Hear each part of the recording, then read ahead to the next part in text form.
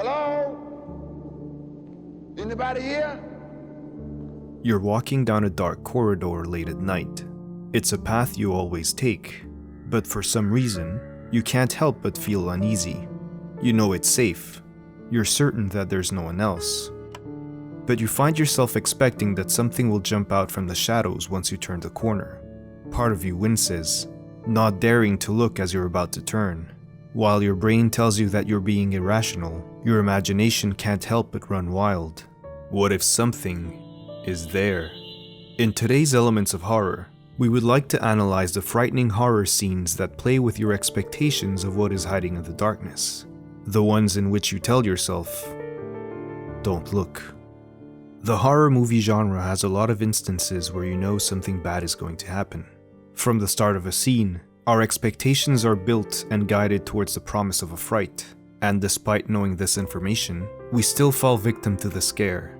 For some, this expectation is so palpable that they close their eyes before anything is revealed. This fear is based on our agency detection mechanism. If we find ourselves in dark woods, a dark alley, a dark corridor, even if it's in our own house, and we hear an unknown sound or presence, our self-preservation instincts will set off, and we become hyper-alert. Without knowing if there is a threat, we decide to be ready for one. And it's in this ambiguity where these scenes thrive. We are given a suggestion that something might happen, and we marinate in the uncertainty. It's like a Schrodinger's cat of horror, where in this moment we are both safe and unsafe. Nana? So what pattern could be used to create this uncertainty? Well, we first have to establish the perspective. Who are we following? How much information is being presented on the screen? And who has access to it? Is the scare meant to be seen by the audience, the characters, or both? Then, in comes the atmosphere.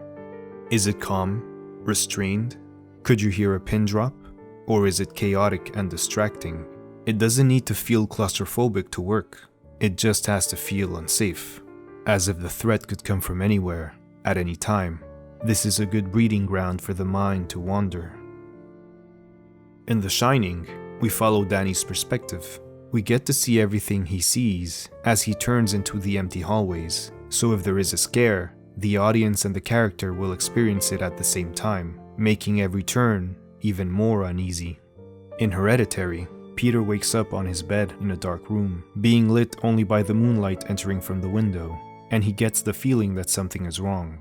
Here, only the audience is allowed to see what's really happening. The tension comes from knowing the character is oblivious to the imminent danger hanging over him. In Jaws, the characters are unaware of the lurking threat. The beachgoers are lost to their own enjoyment, while Chief Brody is observing the water, worried he's seconds away from an incident. Next is the build-up.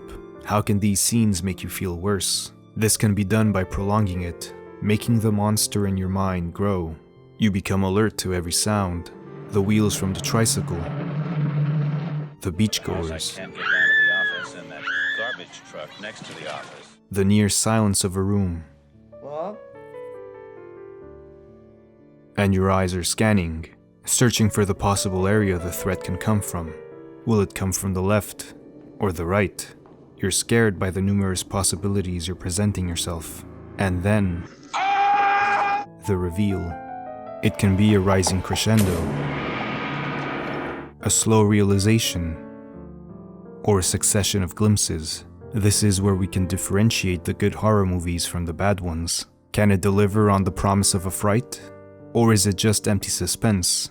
The unmotivated solution would be to build the expectation, and then release it with a manipulative sharp sound or musical cue. This is the easy way out, but audiences are now very aware of its overuse. It's just a jolt, the same way hearing a car alarm can startle you. Finally, the true mark of a great horror movie is what happens after the reveal, when you're shown something creepy, and it manages to transform into something disturbing. Hello, Danny. The reveal of the twins is frightening, but it's not enough to avert your gaze.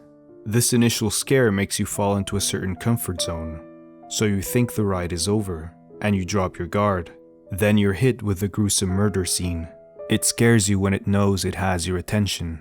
Because the best horror movies know how to divert your expectations so they can trick you into looking at what you didn't want to see.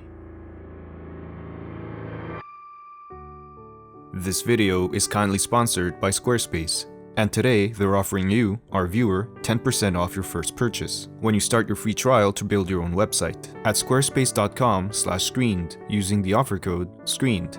Choose from a variety of beautiful templates that will look great on a desktop or on a mobile phone. We used Squarespace to make our own website, screenchannel.com, and we just recently added a suggestion box using the very easy to use form feature that can be connected to your email address or other accounts like MailChimp or Google Drive. Send us a movie recommendation to see how it works. Best of all, Squarespace is an all-in-one platform, so you never need plugins, updates, or patches, ever. And you don't need to know coding to make your own website. So if you're an illustrator, musician, filmmaker, writer, or podcaster, check out squarespace.com/screened to start your free trial, so you can showcase your work in a customized and personal way. Embolden your work or hobbies by giving it an official-looking place for your fans or clients to follow and contact you. Try it out and see what you can make with a 14-day free trial. Again, that's squarespace.com/screened. Offer code SCREENED. Thank you for taking the time to watch our video. We invite you to like, share, and subscribe if you haven't done so yet. We really hope you enjoyed our second video in our Elements of Horror series. We'll be releasing 2 more short video essays like this one, analyzing very specific aspects of the horror genre in the month of October. Today's musical composition was made by Eduardo Gonzalez. If you like his work, you can find his information down in the description. If you wish to support us so we can keep making videos like this one, we invite you to check out our Patreon page. Until next time.